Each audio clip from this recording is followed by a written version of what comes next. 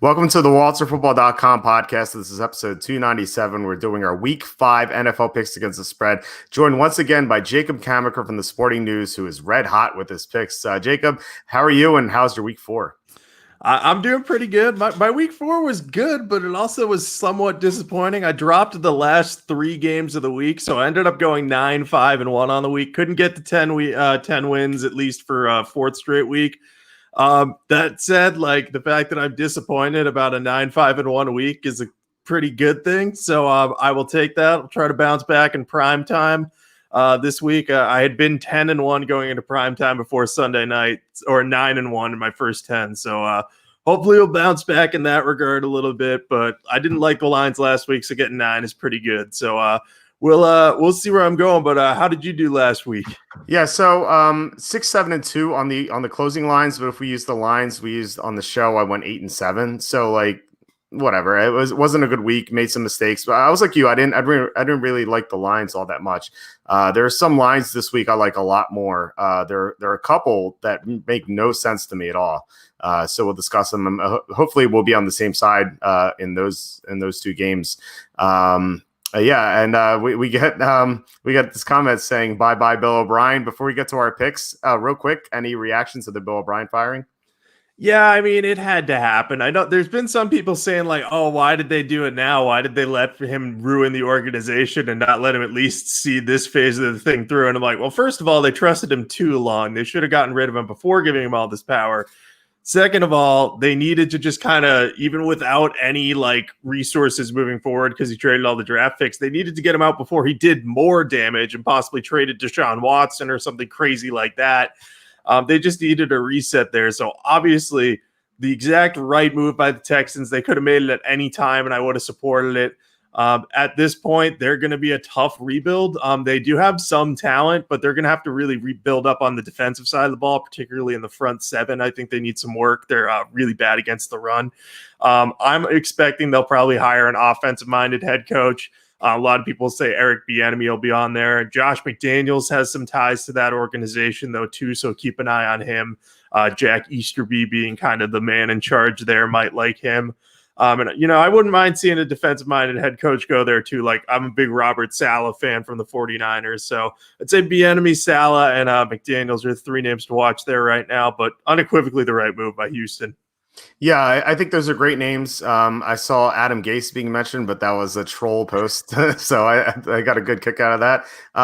This move should have been made years ago. Bill O'Brien, he fired one of the best scouting departments in the NFL. He fired Rick Smith, who was a great GM.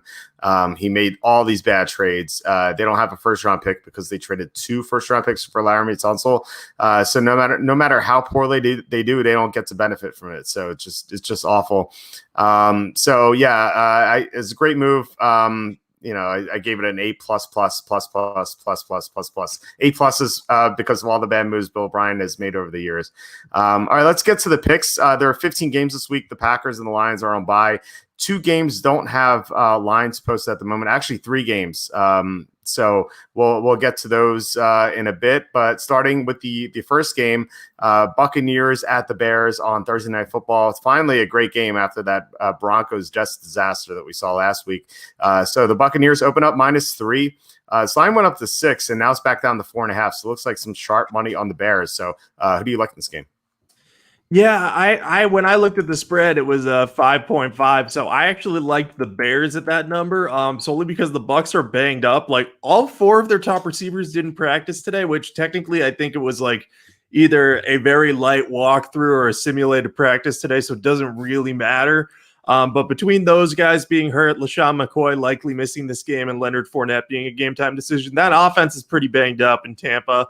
I think that they're going to have a chance to win this game, but I'm not convinced that they'll be able to hold off the Bears if they're missing that many personnel, because the Bears defense is pretty solid. They just held the Colts to 19 points, and they kind of kept themselves in it late, at least on the defensive side of the ball. They drove down for the first time on offense. Nick Foles didn't do well against the Indy defense. I know that the Tampa defense is also strong, but I don't think they're quite as good as Indy. And I think the receivers on the Bears could at least have a chance to win against the Tampa corners because they're pretty young, and that's the weakness of this defense. So I like the Bears to keep this close because it's a short week. It's at home. It's in colder weather, and the Bucs are banged up. So I think all of those things go in favor of the Bears. I do think Tampa wins. At 4.5, I probably like the Bears. It would be a no bet if this wasn't prime time. I'd probably put a unit on the Bears otherwise. I'm not in love with this game, and you could convince me to go with the more talented team on Thursday night, but I do think the Bears would have a chance to cover because there's just so many factors that tilt it slightly in their favor. Yeah, that's what I'm going to do. I'm going to take the Buccaneers because they're the better team playing on a Thursday night. I that's usually my rule is if I think a team is going to be completely focused and they're the better team on Thursday night, I usually pick them to cover because they don't have any time to prepare. So it's going to be the better talent that wins out. And I think the Buccaneers have better talent. Obviously the Bears have a great defense, but their offense was just so bad last week. Even Kenny texted me during I think yesterday and said I think Nick Foles is a terrible quarterback. and Kenny is the biggest supporter of Nick Foles there is out there, and maybe in the entire universe, even more so than Nick Foles' parents. So to hear that from Kenny was very discouraging. And then I watched the game, and Foles is terrible. But then again, he can be great at times. So we'll see which Foles we get. But I like the Buccaneers right now because they're the better team. But what you were saying about the receivers makes a lot of sense. So if Mike Evans and Chris Godwin are out, I think I would probably switch to the Bears. I think Mike Evans is going to play though, even though he didn't practice. So that's my gut feeling about it. I have nothing to back that up with, but yeah, if we see the inactives and both Godwin and Evans are out, I'm going to switch to the Bears. Yeah, and I do think Mike Evans will play as well. I was just kind of amazed that their top 4 receivers on the depth chart all didn't practice today. Like you don't see that outside of the Eagles this year, but I have no qualm with the Buccaneers too. Like this is one of those games where you could truly make an argument for either side, and I'd be fine with it. There's just something for me about trusting cold weather Tom Brady. It doesn't always work too well in the first cold weather game of the year. But, he's still Tom Brady, and he threw 5 touchdown passes last year. So I see the side you're on. I might change to the Buccaneers come Thursday. We'll see what ends up happening. But, yeah, this would definitely be a no bet for me if it wasn't Thursday. But I'm 4-0 on Thursday night, so I'm going to stick with the Bears for now. And let's see if I can go to 5-0 and keep this insane Thursday streak going. Nice. It's funny that we're both talking about switching picks, even though we're on opposite sides. It's funny. The grass is always green, right? Right. So this question, is this the first time Brady versus Foles since the Super Bowl? I believe it is, right? Yes, I believe it is. I wrote that on sportingnews.com today, so I hope it's right. Otherwise, I'm going to have to change that everywhere I wrote it. But yeah, this is their first rematch, and they're both on different teams, which is fascinating. I wonder if we've ever seen like 2 quarterbacks meet in the Super Bowl, and then when they meet next, they're both on different teams. I wonder if that's ever happened. Yeah, it's a good question. I don't know. I mean, usually, obviously, the winning Super Bowl quarterbacks don't change teams. So yeah, it would be a rare occurrence, but I do wonder if that happened. So yeah, we'll figure that out. We'll see what the injury report says, and we might change our picks. Both of us might change our picks. So before we get to the Sunday games, please hit subscribe if you're watching on YouTube. That'd help us out a lot. Hit the like button, the notification bell. Send this out to someone who might like football. So yeah, that would help us out quite a bit. So let's move on to the next game.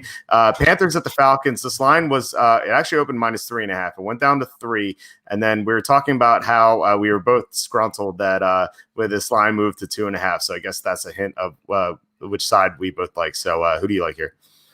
Yeah, I like the Panthers in this one. I mean, like, we're talking, what are the Falcons exactly at this point? Their secondary is decimated by injuries, and they may be without their 5 best defensive backs in this game, which is just mind-blowing.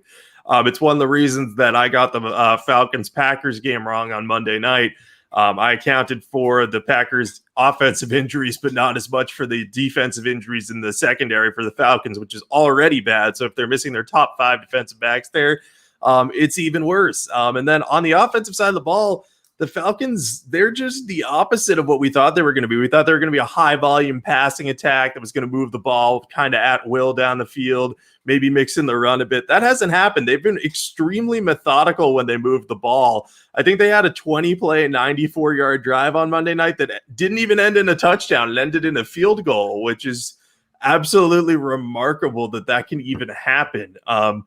And Matt Ryan did not have a touchdown in that game. Todd Gurley scored their only 2 touchdowns, both on the ground. So they're really the opposite. They do well on the run near the red zone, and then they kind of can move the ball a little bit through the air, but not as much as you think. And then you look at the Panthers, and they're kind of hitting their stride a little bit. They're going to be motivated to get a winning record. Their defense is improving. Derek Brown's been a big factor. Their run defense the past 2 games has been significantly better than it was to start the season when they gave up like 6 TDs to running backs the first 2 games. So I think I'm going to be on the Panthers in this game for this reason. And I just don't see a reason to back Dan Quinn at this point. It's his second really bad start in as many years. So yeah, I'm going to be on the Panthers here. When it was at +3, I had it written down for 2 to 3 units. I'll probably be on the 2 side here just because I think this could end up being a field goal game and I could see the Falcons winning. But again, Panthers, I think, are the better side. Yeah, when it was +3, I had 3 to 5 units, so I was even more optimistic on the Panthers. So a couple of things in addition to what you said, and what you said was absolutely right about the Falcons. When they went into that Packers game, they were only down. I would say only down. They were down 2 cornerbacks and 2 safeties, and then I like the Packers a lot, but then it was announced that Devontae Adams and Allen Lazard will be out. So I was like, can the Packers really take advantage of this? And I don't know what the answer would have been if the Falcons didn't lose more defensive backs. So like that was just a huge issue for the Falcons, and they have one fewer day to get healthier, which is a big problem. And that's one of the other reasons why I like the Panthers. Teams coming off blowout losses on Monday Night Football are just awful, like historically. Granted, we didn't see that with the Ravens. They got blown out against the Chiefs. We talked about that last week, though. Like usually what happens is teams that get blown out on Monday Night Football, they don't have as much time to make adjustments. But the Ravens didn't really need to make adjustments. They just matched up poorly against the Chiefs. The Falcons need time to make adjustments and to get healthier. Like they really do. Like they really need a bye week right now to kind of get things straight, and they just don't have time. So since 2002, teams losing by 17 or more on Monday Night Football, they're 35-54 against the spread the next week. So it's just it's a good situation to bet against these teams if they're truly bad, and the Falcons are definitely truly bad. The Panthers, meanwhile, I mean, they won 2 in a row. They look better. It looks like finally Matt Rule has gotten things under control after a slow start. And if you think about it, the Panthers almost beat the Raiders in week 1. And if they did, and they were 3-1 right now with their only loss being to Tampa, what would the spread be? Like, I think the Panthers would be favored. If they're a 3-1 team going into Atlanta, like they would be looked at more favorably. I just think people remember that week 2 loss against the Buccaneers too much. And there's no shame in losing to the Buccaneers, who are one of the best teams in the NFL. So I like the Panthers quite a bit here. I think they should be favored. This is probably still going to be a big play for me, even though we're not getting +3 anymore. Yeah, I thought the Panthers were going to be favored in this one too. When I saw Atlanta was favored, I was like, that's kind of crazy to me, but I can see it. I also have like a little crackpot theory idea. Like Atlanta's going to be bad enough so that they might land a quarterback. I would want to see Matt Ryan end up on the Colts to take over for Phillip Rivers, because I think with that offensive line, he'd be significantly better off. Because he'd actually have time to throw, because that's the one thing he doesn't have right now, and it's really impacting him. I don't know. Where would you like to see Matt Ryan play if Atlanta were to move on, if they got Trevor Lawrence or Justin Fields or something? Well, that's a tough call. I think Indianapolis would make a lot of sense for sure. If we see some surprise retirements, like Matthew Stafford has had a back issue for a while. If he calls it quits, like maybe Detroit takes on Matt Ryan. Maybe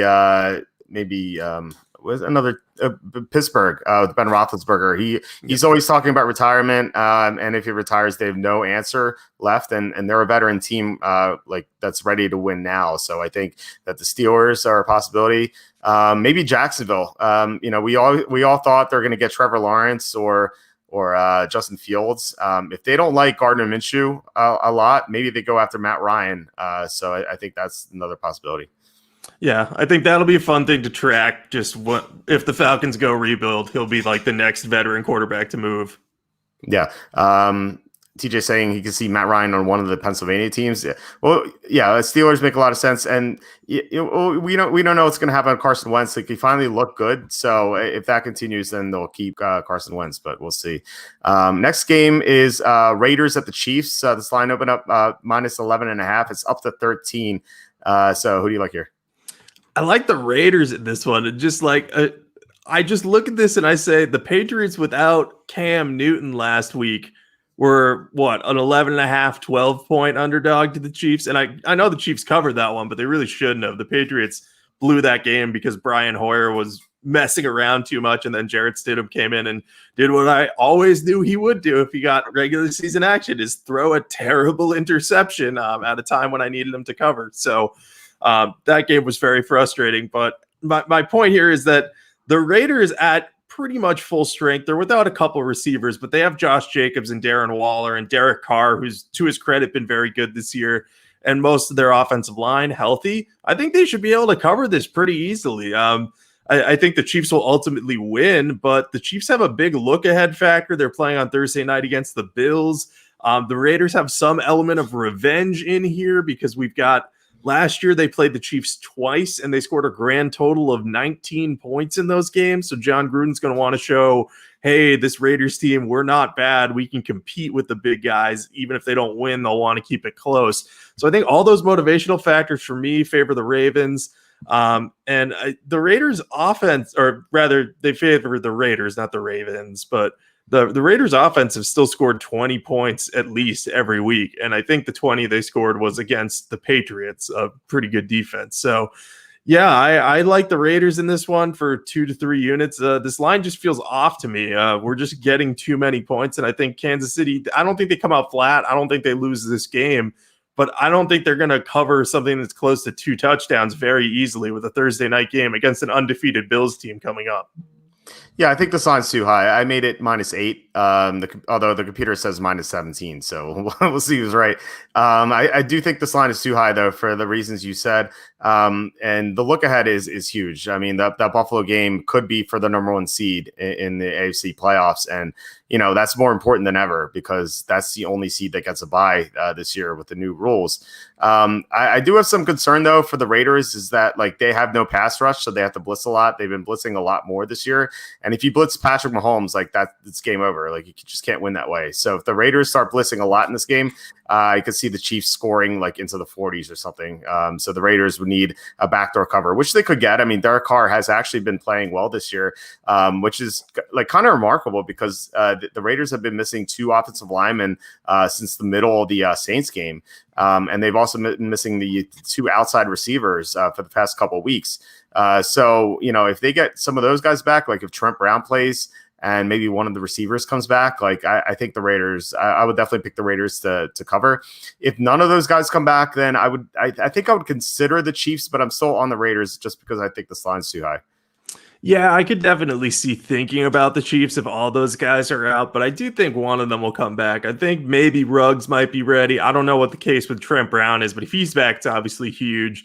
The point about the pass rush is a good one, though, because we saw the Patriots last week. Their plan basically was to stuff the run, and then when Mahomes goes back to pass, drop as many guys into coverage as you can because he's too good against the blitz. And then if you can get home with a 3-4 man rush, you're in good shape, and you occasionally have someone spying the quarterback or just ready to react if he starts moving. So we've seen a formula for how to contain Patrick Mahomes. It doesn't work for the whole game, but the Patriots are kind of laying a blueprint. So I don't know if the Raiders will be able to follow that entirely, but like you said, this line's too high. Yeah, I think if you have Bill Belichick, that helps a lot. Yeah. The Raiders obviously don't. I just noticed this game moved to 425. I guess that's because Cowboys Giants is something no one wants to watch. Or the next game, I should say. The next game got moved to 425. It's the Broncos at the Patriots. So this game has no line right now. Because obviously we don't know who either of the quarterbacks is going to be. Cam Newton's still on the COVID list. And then Drew Lock is, I saw he's 50-50 to play, according to James Palmer from NFL Network. So what are you thinking here? Any thoughts on what this line might be and where you might go once the spread is out? I'm almost certainly going to be on the Patriots. It depends on this line, but I can't imagine a situation where I won't be. I don't think Cam Newton's going to come back. The Patriots, I think, have a week 6 bye. So as much as they might like to play Cam Newton, if he can get those 2 consecutive negative tests, it might just be in their best interest to say, hey, we can beat the Broncos with Brian Hoyer at quarterback. I know that doesn't sound very appealing to people, but the Broncos are really, really bad, really, really banged up right now. Like, they have talent, but they're all hurt. The Patriots defense should be able to handle Brett Rippon or Drew Lock, who is going to be playing without Cortland Sutton, Noah Fant in all likelihood, and KJ Hamler is also probably going to be out with a hamstring injury. So just so many weapons out. The Patriots will focus on containing the run with Melvin Gordon and Phillip Lindsay. I think if Drew Lock plays this, and it's Brian Hoyer, I'm assuming Brian Hoyer is the quarterback no matter what. I don't think Cam will get the 2 negative tests he needs, or I'm just not banking on it. If Drew Lock plays, I could see this being kind of maybe a 4 or 5 point line. I think if it's Brett Rippon, it's probably up closer to 7 in favor of the Patriots, just because they have a massive advantage all over the team, even if both quarterbacks are backups. And I think Brian Hoyer would play better against the Broncos defense. So I would take the Patriots in either circumstance. I don't think that the Broncos are going to be able to do this. Plus, it's Bill Belichick coming off a loss in a game that he probably feels like they should have been more competitive in. So he's going to be working them very, very hard this week. So you think it's going to be Hoyer over Stidham? Because I honestly don't know. What do you think? So my theory on that is Hoyer made some terrible mistakes, but Stidham also showed that he wasn't quite ready for the limelight. Like, he was late on that throw across the middle, put it in a bad location and got intercepted. I know Hoyer took some bad snaps and had like some really bad mental mistakes, but it's also important to remember that game, the Patriots had been up since 6 a.m. and had flown all the way from Foxborough or Boston and Providence to Kansas City. So I'm wondering if that had some sort of impact on especially the more veteran guys, who had been up all day and just, maybe they weren't mentally as checked in as they were because of everything going on around them. So I think the game being at home helps. I think that they should go with Hoyer, in my opinion, as bad as he looked. I just still don't think Stidham is ready, and I don't think he showed anything that would give me any more confidence in him than Hoyer. So that's why I'm on Hoyer. But we'll see if Bill Belichick agrees with me, because I could 100% be wrong on this.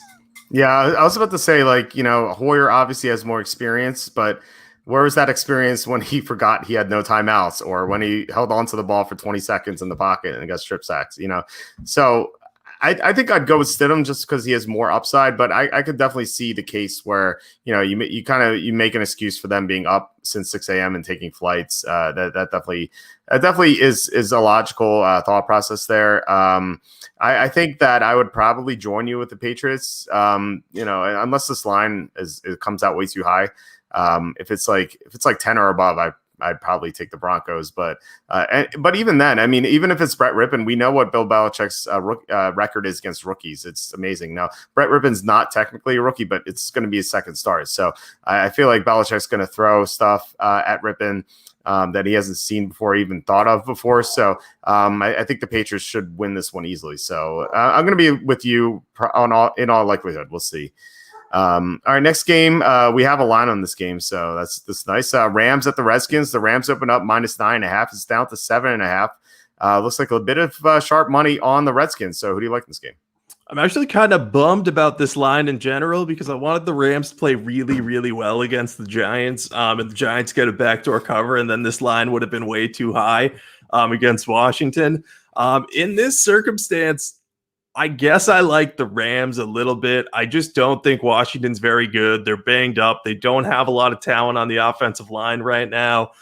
Brandon Sheriff's still out. To my knowledge, I believe that will extend into next week, and then he could possibly come back the week after. And, they've gotten decent play from his replacement, Wes Schweitzer, but I just think that the Rams with Aaron Donald and Jalen Ramsey can get pressure on Dwayne Haskins, take away Terry McLaurin, which is really their one weapon on offense. Outside of Antonio Gibson, who looked good last week, he might be able to move the ball a little on the Rams. And then Defensively, since they're still missing probably 2 defensive linemen, we don't know about Chase Young yet, but Matt Ioannidis is going to be out for the rest of the season. I think the Rams will have a chance here. And just if you look at the game against the Ravens last week, if not for 2 Kendall Fuller interceptions, that game's a lot less close to being a cover for the Redskins than it was. So I think the score in that one's even a little deceiving, even though they lost by like 14. So I'm on the Rams at -7.5. I don't have a whole lot of confidence in it because I'm not a big Rams guy. I might put 1 unit on it, but I'm just fading Washington right now because I think that they have currently one of the worst teams in the NFL. And, it's to be expected. They're going through a rebuild, so there's nothing wrong with it. But, yeah, I'm on the Rams right now. Yeah, I mean, you said you're not a big Rams guy, and I agree. I what have they done to warrant such a large number on the road? In week 1, they beat the Cowboys, which I think impressed people at the time. But now we've seen how bad the Cowboys are, right? In week 3, they were losing 28-3 to the Bills, and then the Bills fell asleep, and they came back, and yet they still lost. And then last week, I don't know what happened. I watched that game twice. And I still don't know how they beat the Giants by only 8 points. If it wasn't for that Cooper Kupp play where he broke free and went the distance for 55 yards, the Giants may have won at the end. So, I don't know if this Rams team deserves to be favored by this many points on the road. I made this line Rams -6. So I think this line's a little inflated. So I'm going to be on the Redskins, but I'm not going to bet this game. I don't trust Dwayne Haskins. Although last week, I get what you're saying about those 2 Fuller interceptions, but Haskins took care of the ball. At least he did that. Then again, he threw a check down for a 40-yard pass on 4th and goal at the 13th. So maybe he's being a little too careful. But if he's going to avoid turnovers at all costs, maybe that'll put the Redskins in position to get a backdoor cover, or they got a backdoor push. Against the Ravens, thanks to Robert Griffin. So we'll see. I mean, you could totally be right about this. They clobber the Eagles on the road, and they could do the same thing against the Redskins here. I don't have a strong opinion on this game. I'm almost certainly not going to bet this game, but I guess I'm going to be on the home dog. Yeah, I think your logic makes sense. And my thing about Haskins is Rivera challenged him before this game and was basically like, don't make crushing mistakes. So he absolutely could try to avoid turnovers this game and for the rest of however long he's starting there. He could eventually improve too. But he had 4 turnovers against Cleveland the previous week. So I think this week it might be like a more you got to push the ball down the field type thing. It's going to be one of those like the head coach and quarterback tinkering. So I think there will be some turnovers, but if there are no turnovers, I would say the Redskins would probably cover this one. But I agree. I don't have much confidence at all in that game. So I might not even bet the unit on the Rams because I don't think either of those teams, the Rams aren't as good as their record says they are, and the Redskins aren't very good. So I'm fine with avoiding them. Yeah, TJ kind of brings up a good point here. And I didn't realize this. After this game, they'll have played every team in the NFC East, which is just a bizarre schedule so far for the Rams. It's very strange, and yet, if assuming they win this game, they'll be 4-1. But it's very, very misleading 4-1. I think.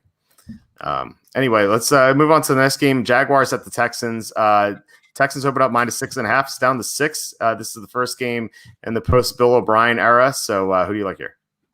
So I wanted to be on the Texans in this game when I heard O'Brien was gone. I was like, yeah, it's going to be Jaguars are going to be favored in this game, or it's going to be like even, or Texans are going to be -1 or 2 because people are going to think that the coach getting fired is going to impact them negatively, but it's going to impact them positively. And then I saw this line and I was like, I couldn't believe it. -6.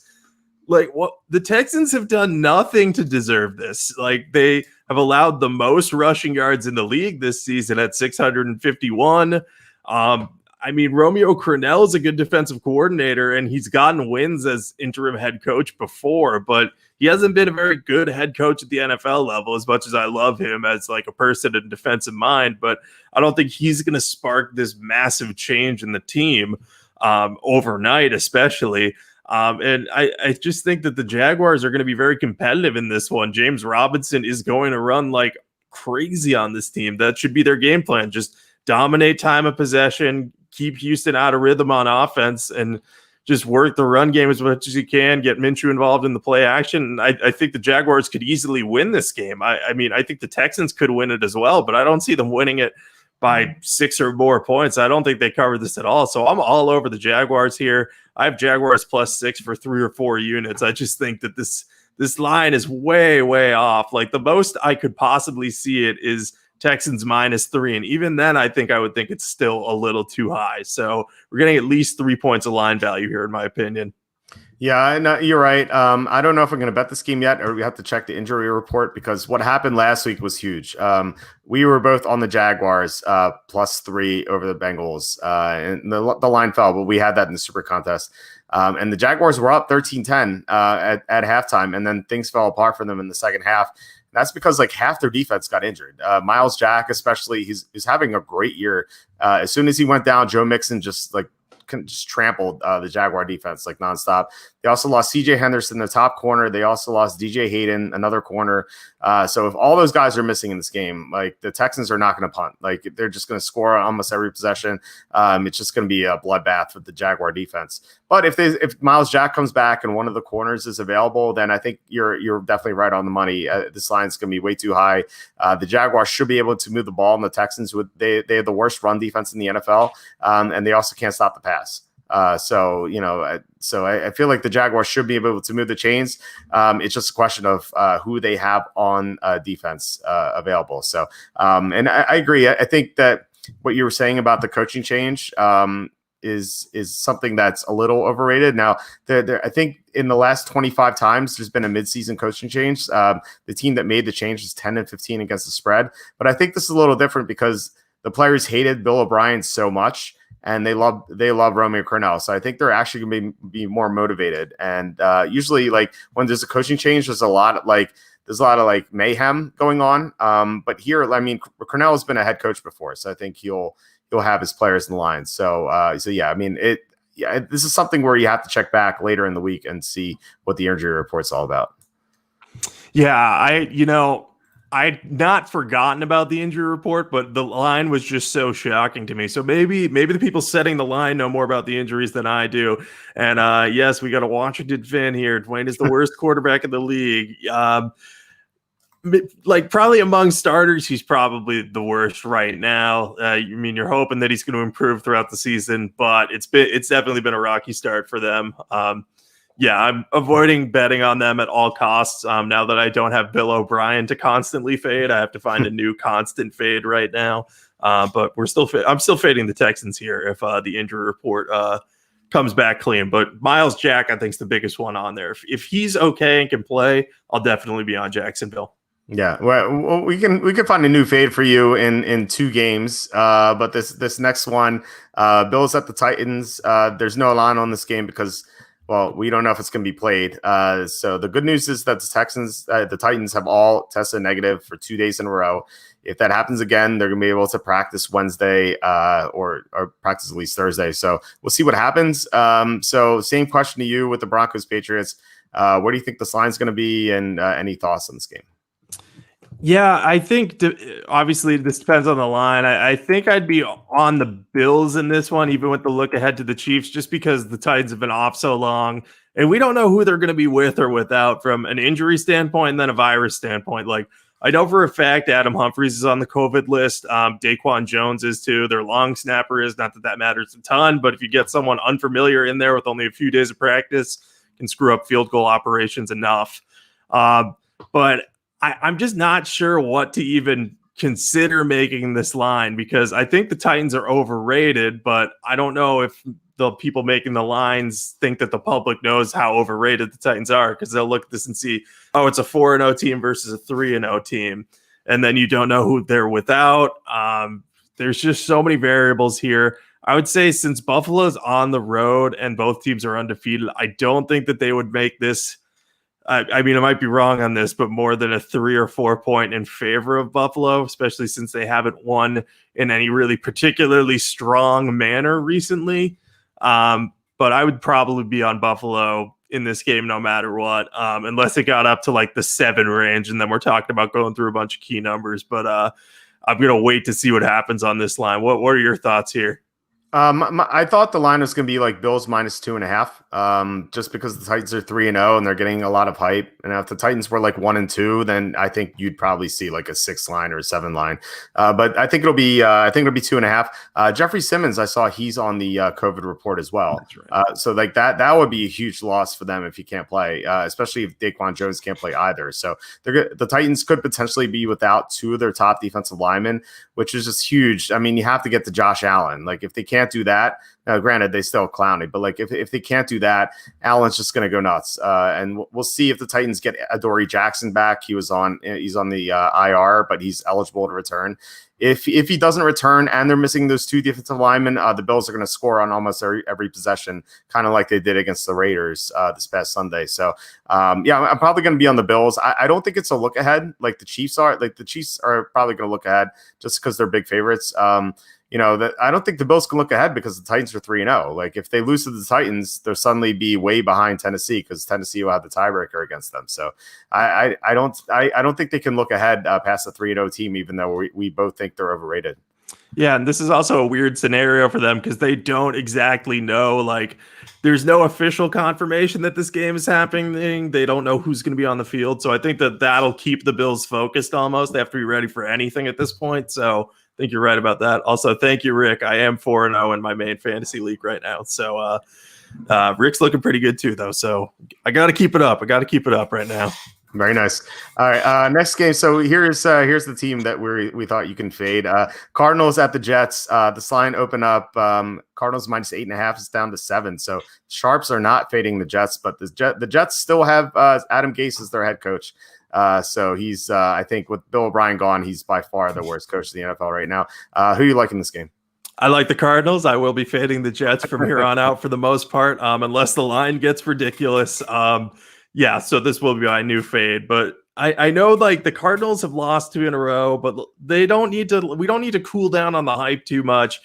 Their secondary's been banged up. I think they were without their top 3 safeties the other day and had to play Isaiah Simmons there a little bit. I know they had signed TJ Ward, who hadn't played in like 3 years, their practice squads. They're desperate at that position. If they get one of those players back, it's going to be a lot different. And let's face it, their offense is really good. They have Kyler Murray, who's looked very good so far. He's had a couple games where interceptions have been a problem, but for the most part, he's been moving around very well. DeAndre Hopkins looks great in this new offense. Makes you wonder why Bill O'Brien ever traded him. It also makes you realize why Bill O'Brien is probably not going to get another job being a general manager at any time soon.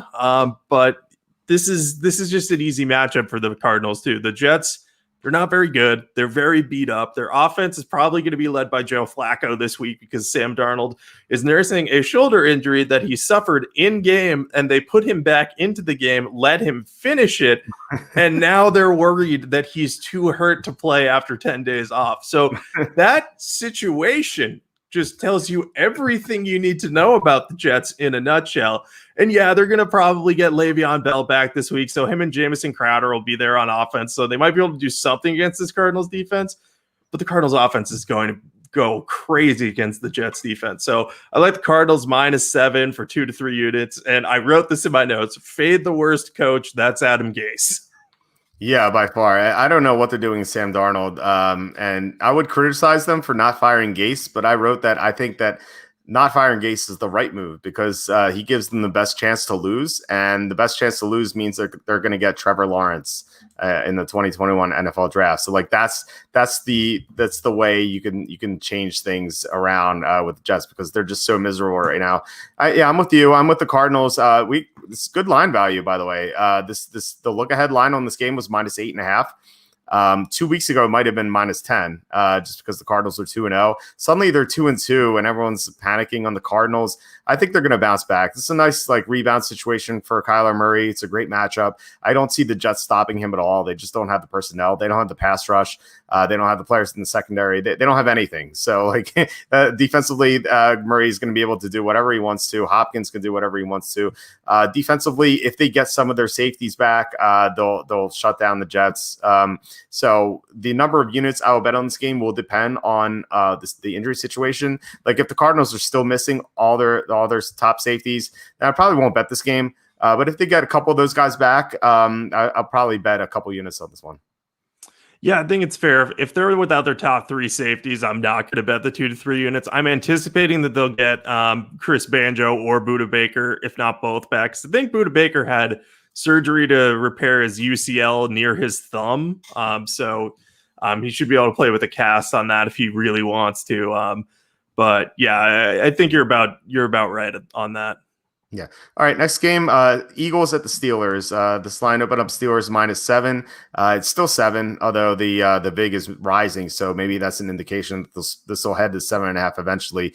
Kind of like we saw at the Eagles at the 49ers last week. So who do you like in this game? Yeah, I like the Steelers.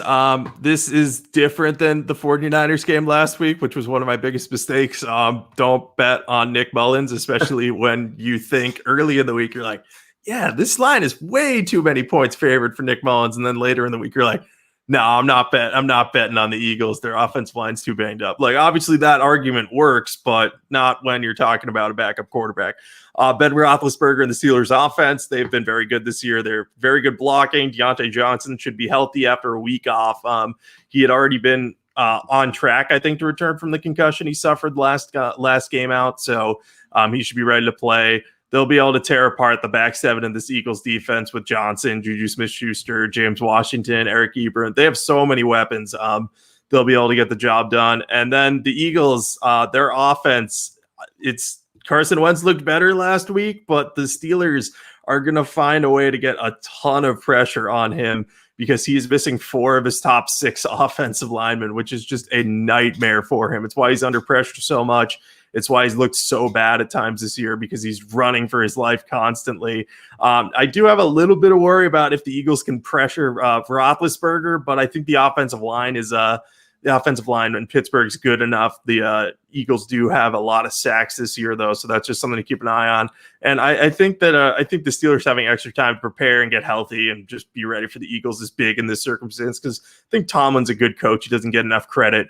I don't think he's elite, but he's good. So I like the Steelers here -7. Probably do 2 units on them. I think this is just a rock solid game right now, and I would try to get the -7 while you can, just while we're at a key number, because I don't think there are going to be any major injury impacts.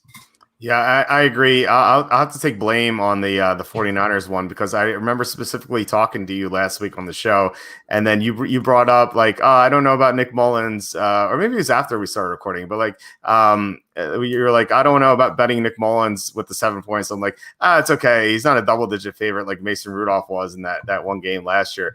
So I will take the fault for that one. Unfortunately, we lost that.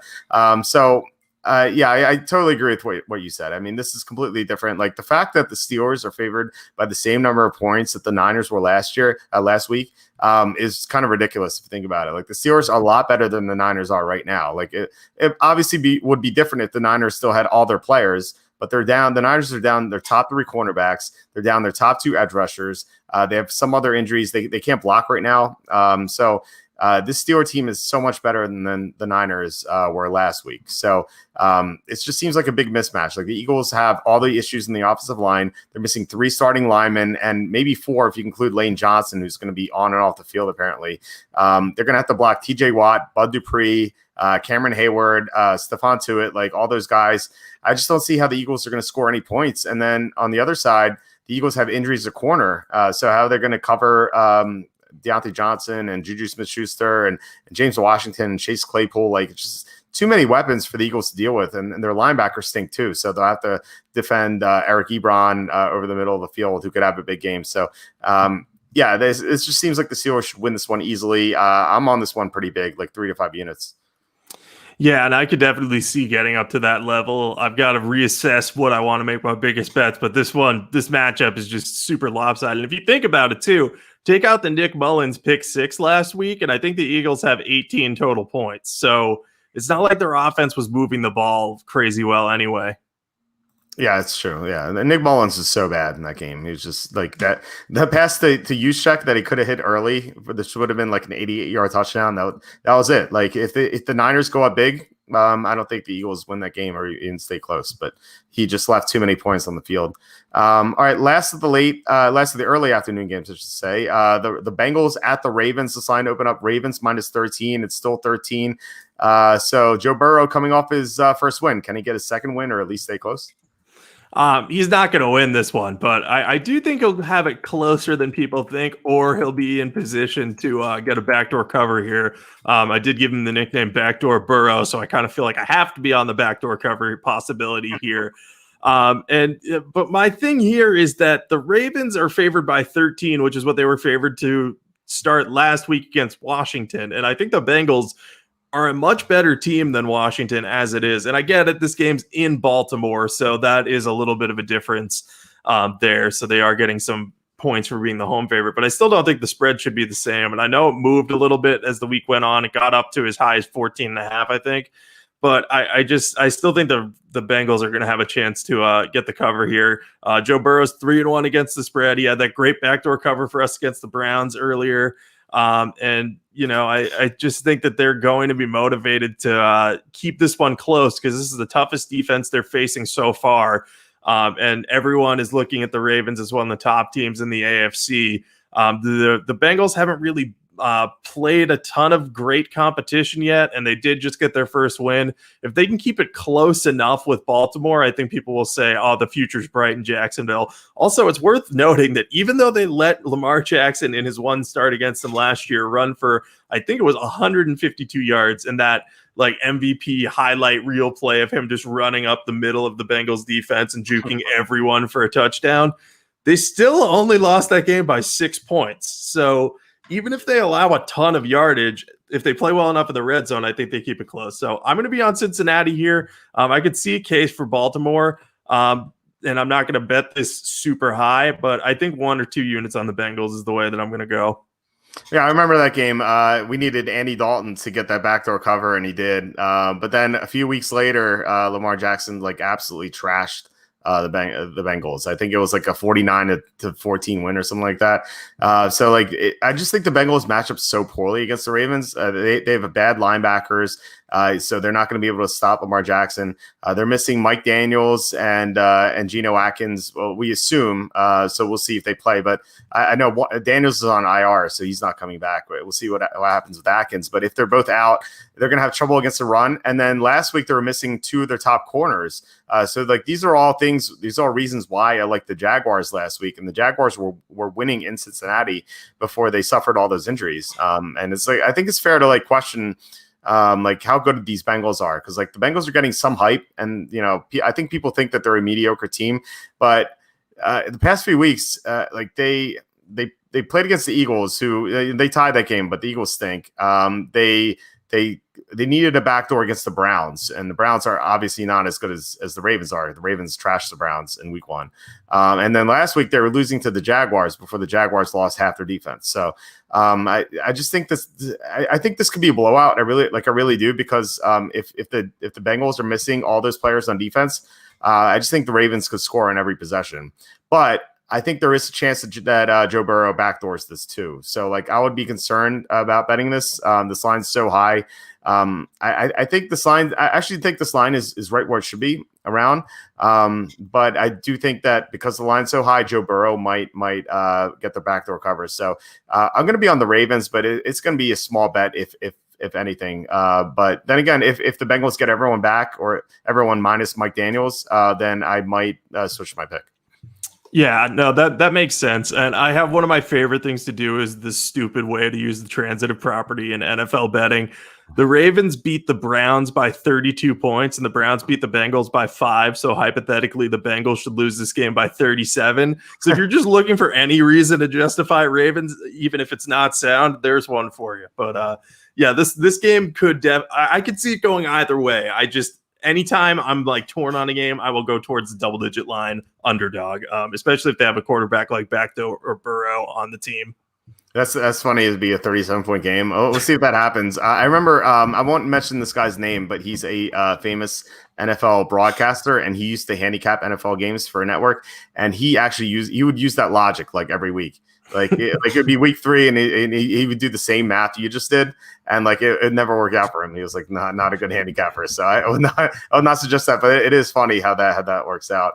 All right, the late afternoon games, there are 3 of them. Actually, there are 4. The Broncos, Patriots got moved. We already discussed them. The first one of these is Dolphins at 49ers. There's no line here because we don't know if Jimmy Garoppolo is going to play or not. I saw -8 when on the look ahead line and early on Tuesday, but all the lines are now off the board. So for the third time, I'll ask you, what do you think this line will be, and any thoughts on this game? I'm kind of bummed because I thought I had seen an 8.5, but I did not. I just looked at Bovada, but that is gone. I would have been on the Dolphins at 8.5. I think if Jimmy Garoppolo plays, then we're probably talking about, I don't know what it would be. Probably, would you assume that 8.5 is if Garoppolo plays, or is that if Mullens would play? I thought it was Mullens plays or okay. That's what I was running on the assumption too, but I wanted to double check that. So if Garoppolo plays, we're talking about double digits. If Mullens plays, it's probably going to be 8.5. I like the Dolphins either way in this scenario. I see no reason that the 49ers should be favored by more points than the Seahawks were favored by against Miami last week. I know different home teams in this case, so that will swing the line a couple points, but first of all, if it's Nick Mullens, I'm not betting on him or Nick Mullens or CJ Beathard. I'm not betting on either of them as a massive, more than a touchdown favorite against a Miami team that's pretty good throwing the ball. So I think that matchup will benefit Miami, especially with the 49ers banged up on the back end. And then if you look at Jimmy Garoppolo playing and this gets into double digits, I still like Miami because I think Miami's better than people are giving them credit for. And I think the 49ers are just worse in general. They're banged up. They haven't been that dynamic. Yeah, they've beat some teams, but they also just lost to the Eagles. And, they barely scored on them and they couldn't get enough pressure on Wentz to make enough impact plays. So I think I'll be on the Dolphins here. I don't know what the line's going to be, but if this line gets up above 7, it's probably going to be a pretty big play for me. Yeah, think about who the Dolphins have played so far this year. They played the Patriots in week 1 with Cam Newton. And the Patriots won that game 21-11. And I think at the time people were like, that's not that impressive. The Patriots aren't as good. And then we saw the Patriots are actually good with Cam Newton. They almost beat the Chiefs last night with Brian Hoyer, or at least until the meltdown in the fourth quarter. And then week 2, they lost to the Bills by 3. They needed a backdoor touchdown to get there, but the Bills actually scored like a front door touchdown beforehand. So this is like a close game at home against the Bills, who are 4-0. And then they clobbered the Jaguars week 3, whatever. And then last week they played the Seahawks. It's a very close game for a while. I believe 17-16, I think at one point. So that was a tight game as well. So the Dolphins have played 2 teams that are 4-0 right now. Another team that's 2-2 should have a better record.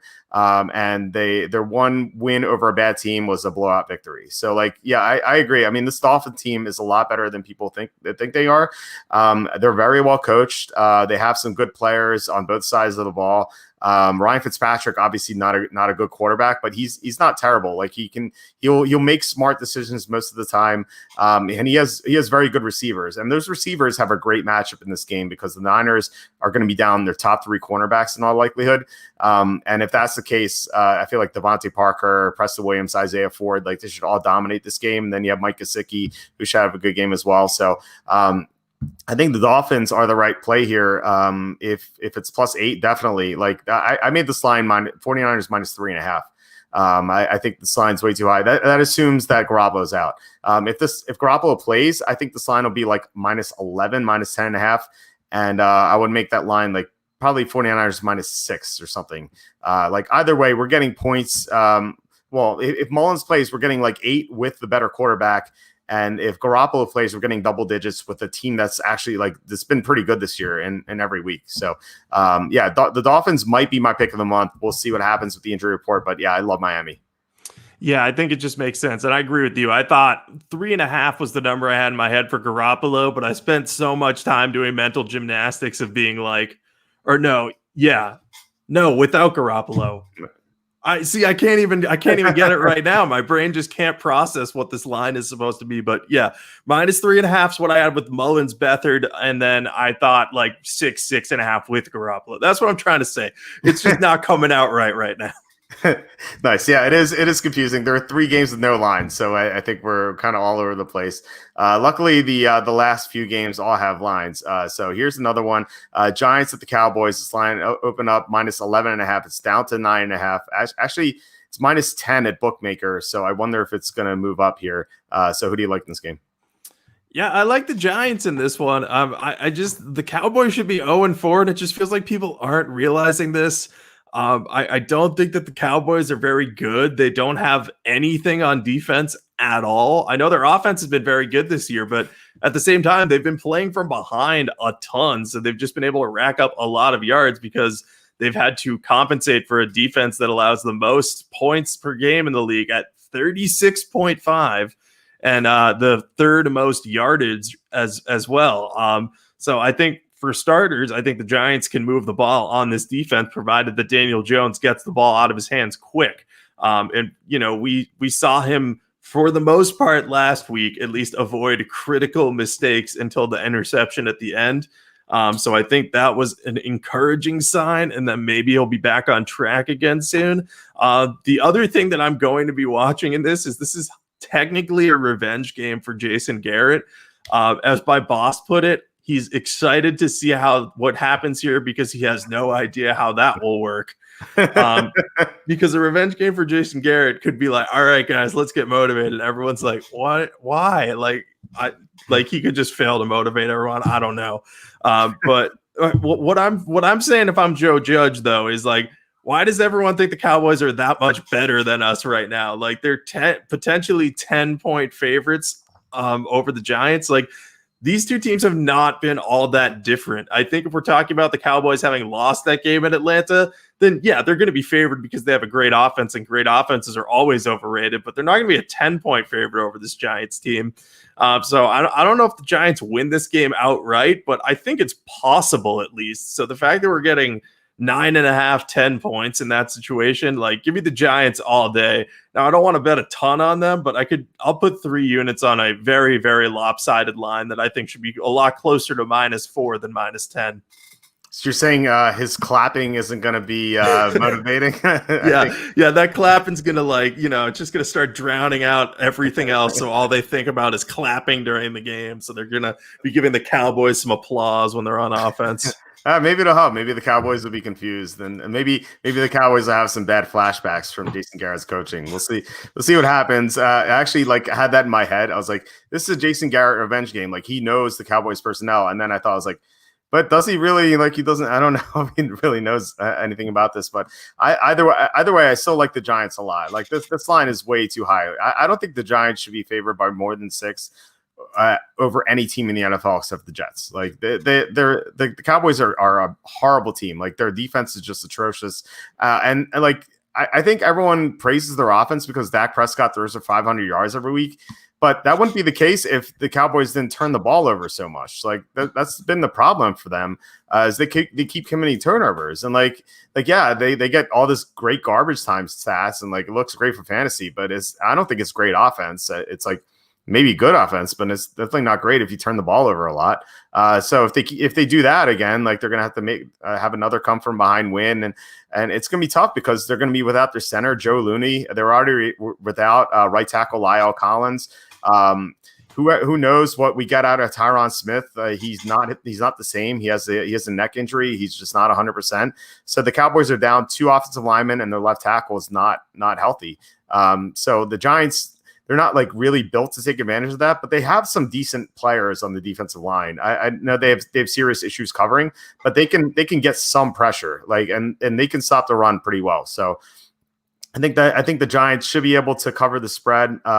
They've been competitive in every single game this year except for Week 3 against the Niners. They got trashed in that game. Unfortunately, we had the Giants in that game. But Week 1 against the Steelers, they were in it until the fourth quarter, until Daniel Jones threw that interception. Week 2, they almost beat the Bears. They were one pass away from beating the Bears. And then Week 4, they were right in there at the end against the Rams on the road. So they've been competitive, and I think I think they'll stay competitive against the Cowboys, who, again, they don't deserve to be favored by this many points. Yeah, absolutely. Especially when they have, I think Brandon Knight is going to be starting at right tackle. And I'll be honest, I thought he was a basketball player. I did not know he had transitioned to the NFL. Obviously different Brandon Knights, but you get the point there. Yeah, the Giants will keep this thing close enough. And, the remarkable thing about the Giants, though, they have played close against the Bears and the Rams last week.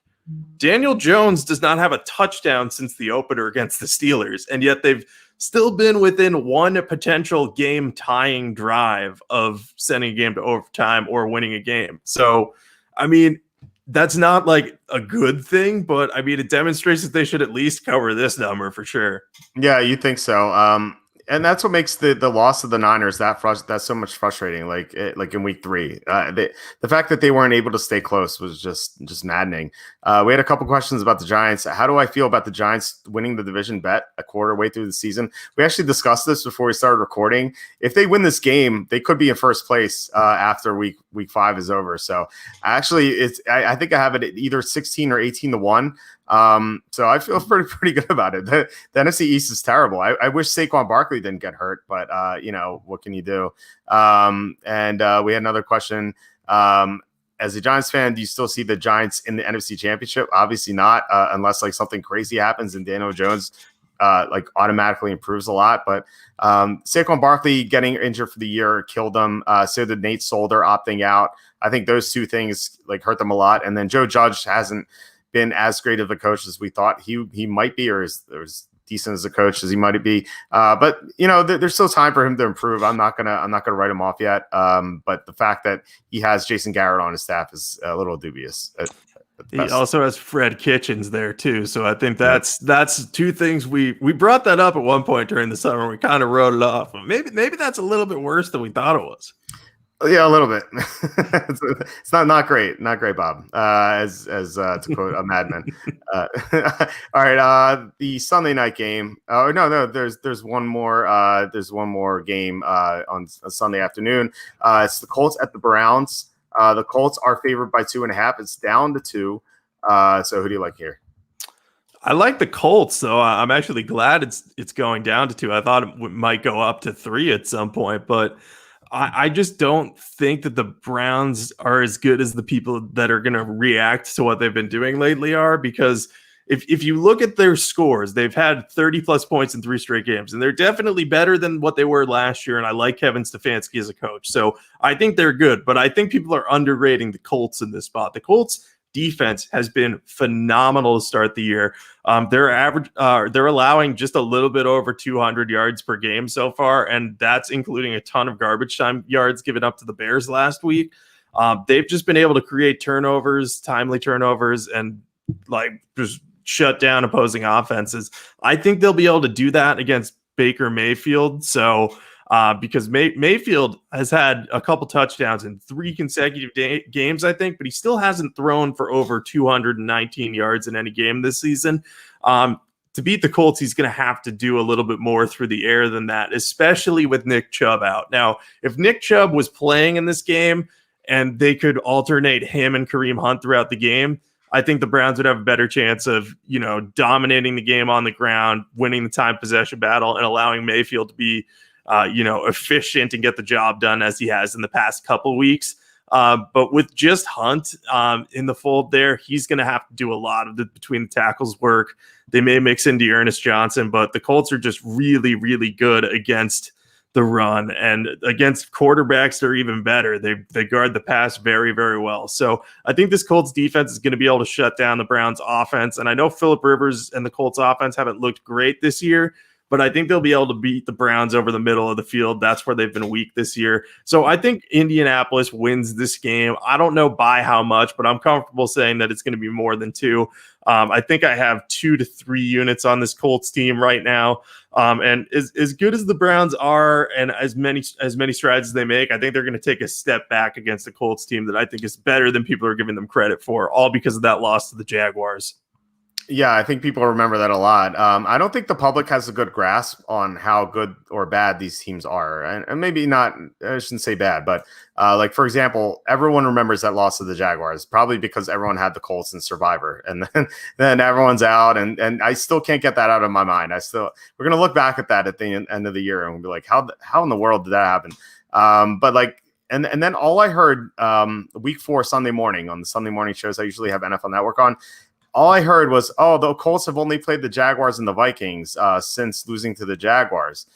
But I'm like, so what? Like, they killed both those teams. Like, it wasn't even close. Like, if they barely sneak by both those teams, you could be like, okay, maybe they're not as good. But they clobbered both teams, and then it wasn't a surprise that they beat the Bears pretty soundly. And then you have the Browns, who they also lost week 1 to the Ravens. Ever since then, they won. But look at their opponents. So they played the Bengals at home, and the Bengals kind of kept that close. And then they played the Redskins, and the Redskins kept that close until the fourth quarter when they lost Chase Young. And then last week they played against Dallas, and we know how overrated Dallas is. And Dallas gave them just like they did against Atlanta, they gave them free points. So the Browns, I think, are a little overrated right now. I think the Colts are underrated. And I think the Colts match up very well against the Browns. Like you mentioned, the Browns linebackers, like they have trouble over the middle of the field, and the Colts use tight ends and running backs more than any other team in the NFL. So just a great mismatch here for the Colts. So I'm going to be right there with you, like a couple unit bet on the Colts.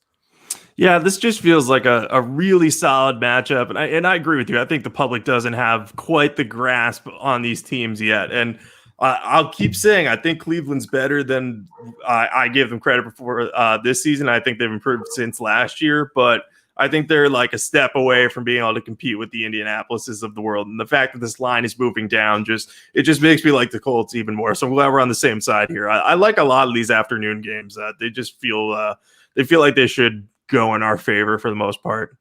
Yeah, I hope so. I got a couple emails from Browns fans, and they were like, "Oh, you have to take the Browns this week." And then that's how I know that the Browns are set up to suffer a big loss. It's like always the same. And then the opposite is also true. Like when I bet the Browns and they expect the Browns to lose, the Browns usually cover. So like usually, like I when I get emails from fans of a certain team telling me I'm wrong, I usually end up right, because like the fans, when they're super pessimistic, usually means the team covers, and the opposite occurs true. I don't know why that is. I just found like over the 21 years I've been running the site, like it just seems that way. I don't know why. So like maybe that's a good indicator. All right, the Sunday night game, the Vikings are at the Seahawks. This line opened up Seahawks -8. It's down to 7. So who do you like here?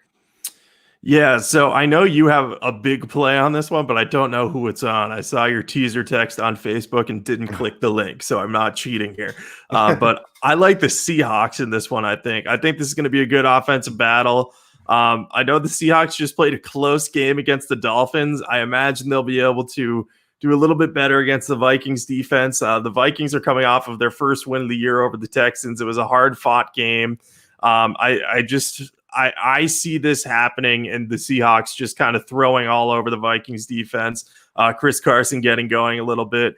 And then the Seahawks defense, we saw them step up and play better last week against the Dolphins. Their secondary forced an interception on Ryan Fitzpatrick, and they didn't get much pressure. They got one sack that was a half sack each for two guys I had never in my life heard of, which is, hard for that to happen with two players on one team, let alone to block his sack. So, but anyway, I like the Seahawks in this one. They're 4-0 against the spread too. And just, I don't want to fade a hot Russell Wilson at home when the line is dropping, because people think that the Vikings are somehow back after beating a terrible Texans team that just fired their coach. So I'll be on Seattle here until they give me a reason not to be. Oh, and one more thing. Seattle's on bye after this game. So you best believe that in prime time, Pete Carroll's going to have his guys motivated and say, hey, if we win this, we're 4-0 or 5-0 going into the bye. Like, let's just get this done. So yeah, Seattle's the side here. Yeah, I think betting good teams going into a bye is usually a good thing. It usually ends up covering. I like Seattle a lot. My line on this game is Seattle -11. So the fact that we're getting -7, so getting a 7 and a 10, they're both key numbers. So I definitely like Seattle. My unit count will depend on the injuries. Like the Seahawks have been missing Jamal Adams, Jordan Brooks, and Quentin Dunbar the past couple of games. So if they get some of those guys back, their pass defense will suddenly improve.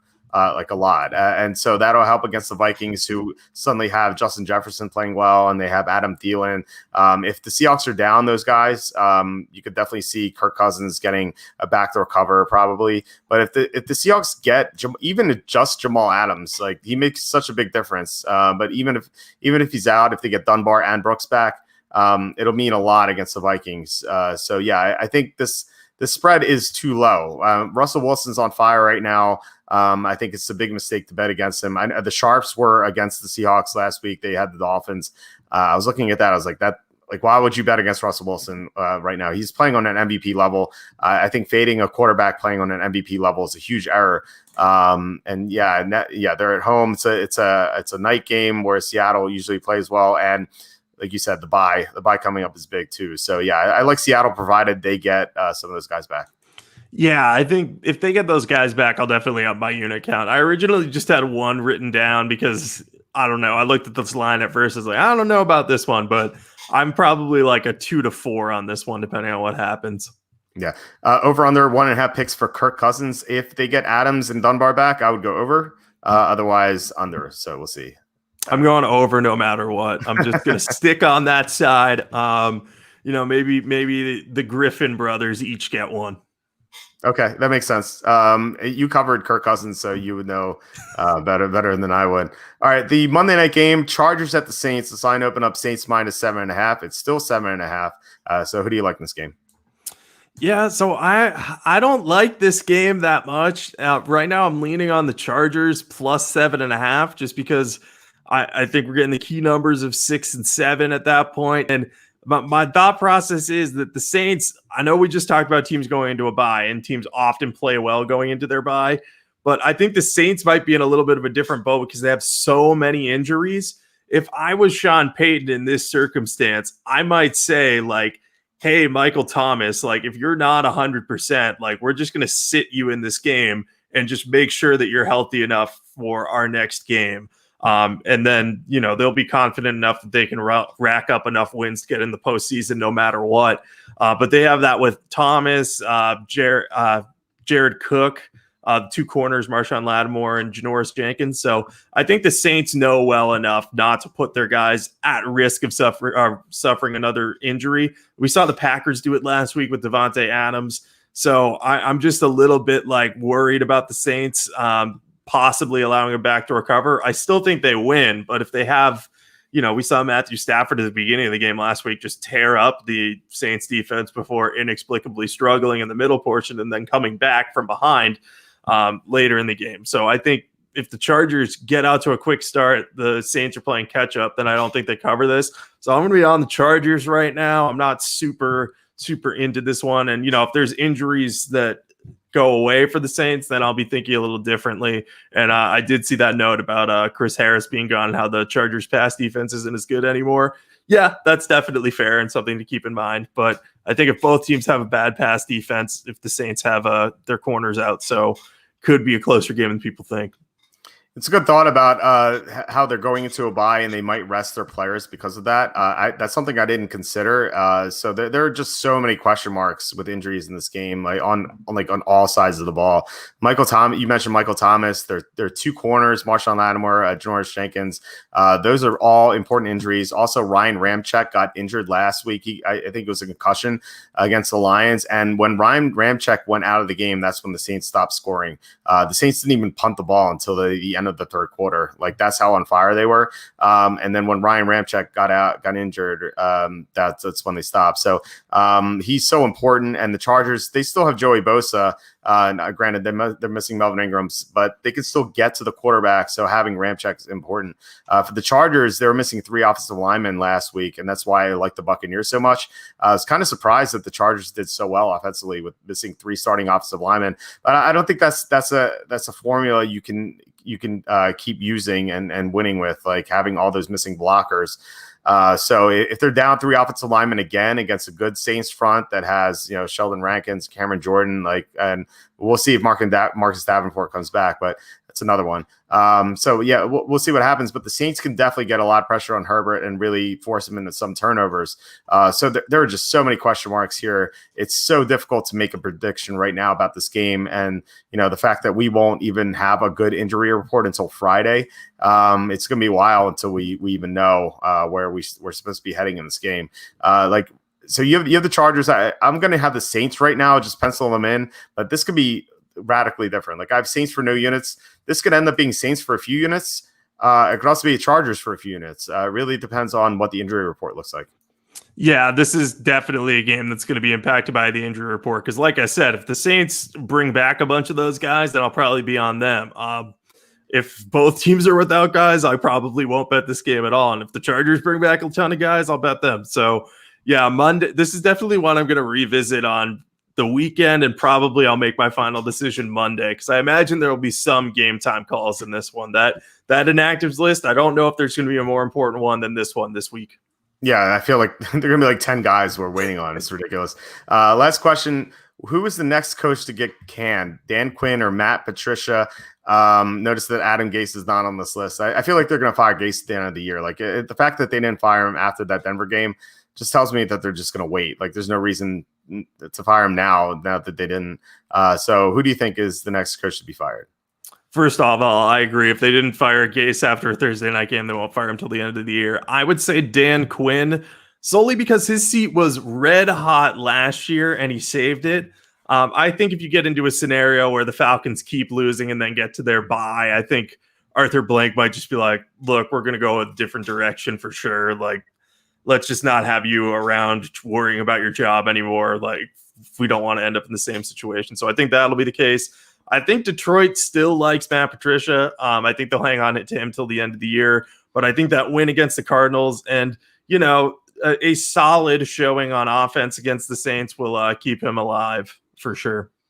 I agree. I think it's going to be Quinn because he was in the hot seat last year and then he saved his job. But like now that's all thrown out the window. Like who cares if he finished well? Like he started off 0-4 with those two. He keeps blowing big leads. Like it's inexcusable. So I think when the bye week comes around, not sure when that is, but when the bye week comes around, I think Dan Quinn's going to be fired. Matt Patricia should be fired. I don't know why he's running Adrian Peterson 3-yard gains when he's down 2 touchdowns in the fourth quarter. It just makes no sense. So frustrating. But yeah, I think it's going to be Quinn. All right, so survivor pick. Honestly, I don't know who we still have left alive because we were both eliminated week 1. So kind of just giving you the best survivor picks. I think obviously the Chiefs and the Ravens are 2 teams you need to look at. I think they're both great plays. If you have them available, they should both win. If you want to be a little contrarian, I think Seattle is a nice play against the Vikings. I feel like most people are either going to pick the Chiefs or the Ravens. But crazy things happen. If there's an injury and one of those teams loses, you're going to be happy that you pick Seattle. So I think Seattle is a great play as well. Yeah, and I would say the Cardinals against the Jets is a good pick because I don't think the Jets have a chance in that game. So if I was still alive, I would have them be my pick in all likelihood. But I think the Chiefs and Ravens are good as well. I'd consider the Rams against Washington, but just because that might be one of the last games you look at from the Rams that's like, oh yeah, they're going to or they should win this game. But I could understand avoiding that as well. But I think any of those games is a good one. Yeah, I remember I had the Rams last week against the Giants, and it's ridiculous that we're sweating that one out. It's kind of crazy. All right, so that's it for this week. Please subscribe and hit the like button, notification bell, all that stuff would be amazing. Jacob, do you have anything to plug? Yeah, you can follow me on Twitter at Jacob Camenker. I'm always talking about football and retweeting stuff on there. You can also follow Sporting News Fantasy on Twitter at SN_fantasy, or you can just go to my account. I retweet them all the time. Trying to retweet or tweet out a bunch of our fantasy articles from there and just big highlights from the games throughout the week. So if you just want a one-stop place for anything fantasy, it'll be right there and on sportingnews.com. So yeah, please check those out. Awesome. I'm at walterfootball.com. Lots of updates throughout the week, as usual. I always say this Saturday is the big update because we get the Friday injury reports. So check back Saturday because there are always major changes. So that'll probably be the case once again this week. Updated 2021 NFL mock draft on Wednesday morning, which I'll be working on after dinner tonight. So looking forward to seeing how that plays out. Charlie updated his 2022 NFL mock draft. If you're wondering who's going to come out next, not this April, coming up at the next one. So yeah, tons of content as usual, fantasy rankings, stuff like that. So yeah, check us out at walterfootball.com. Otherwise, I'll talk to you next week. All right. Sounds good. Talk to you then.